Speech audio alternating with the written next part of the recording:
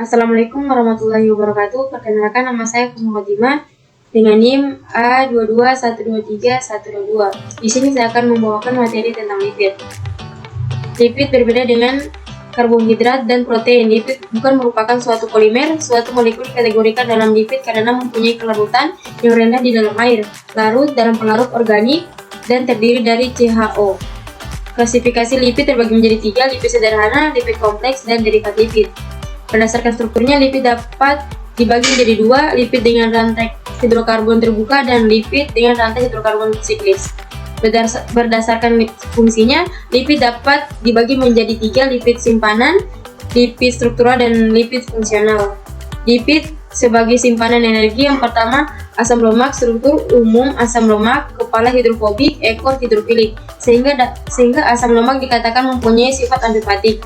Asam lemak yang sering ditemui di alam pada umumnya mempunyai jumlah karbon genap. Berdasarkan ada tidaknya ikatan rangkap, dapat digolongkan menjadi 2: asam lemak jenuh, tidak mempunyai ikatan rangkap pada rantai hidrokarbonnya, sedangkan asam lemak tak jenuh mempunyai ikatan rangkap pada rantai hidrokarbonnya. Ini contoh asam lemak tak jenuh, dan ini contoh lemak tidak jenuh. Sifat kimia asam lemak dan senyawa yang mengandung asam lemak ditentukan terutama oleh panjang rantai hidrokarbon dan derajat keterjenuhan dari rantai hidrokarbon. Semakin panjang rantai asam lemak, maka semakin rendah kelarutannya di dalam air, dan semakin sedikit ikatan rangkap, maka semakin rendah kelarutannya di dalam air. Terus TAG merupakan senyawa yang terdiri dari gliserol dan 3 asam lemak yang dihubungkan oleh ikatan ester. Terus wax merupakan ester asam lemak rantai panjang baik jenuh atau tak jenuh dengan alkohol rantai panjang, mempunyai titik lebur 6-100 Celcius.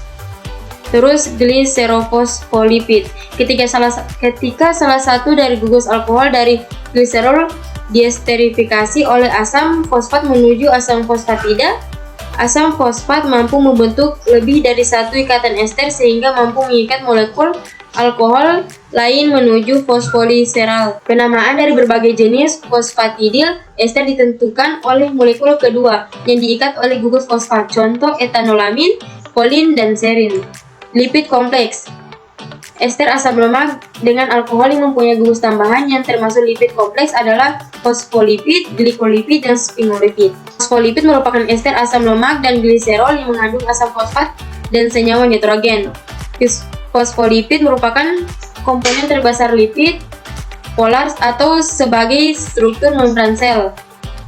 Terus sphingolipid merupakan derivat sphingosine, tidak mengandung gliserol, mengandung sphingosine atau amino alkohol berantai panjang, ditemukan baik pada tumbuhan dan hewan.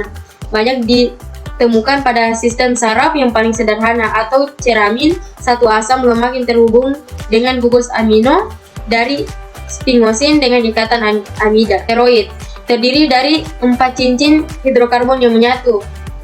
3 cincin yaitu mempunyai 6 karbon dan 1 cincin mempunyai 5 karbon. Di sini ada lipid bilayar.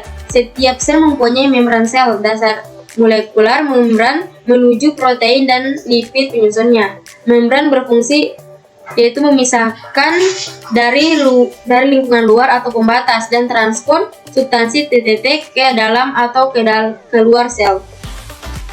Terus ada reaksi lipid. Yang pertama itu hidrolisa. Hidrolisa lipid bisa dengan asam, basa, dan enzim. Hidrolisa lipid sederhana biasanya dilakukan dengan alkali panas. Hidrolisa diperlukan untuk analisa, isolasi, dan karakteristik produk-produk hidrolisa. Terus hidrogenasi. Lemak-lemak yang tidak jenuh atau lemak yang mempunyai ikatan rangkap dapat dijenuhkan menjadi lebih keras, dan proses penjenuhan lemak dari penggunaan katalisator seperti platina dan nikel. Transit merupakan perubahan secara kimia dari lemak atau minyak. Penyebab dari transit akibat adanya hidrolitik oleh enzim dan akibat adanya oksidasi, menimbulkan bau dan rasa yang tidak enak. Itu saja yang bisa saya berikan. Terima kasih. Waalaikumsalam.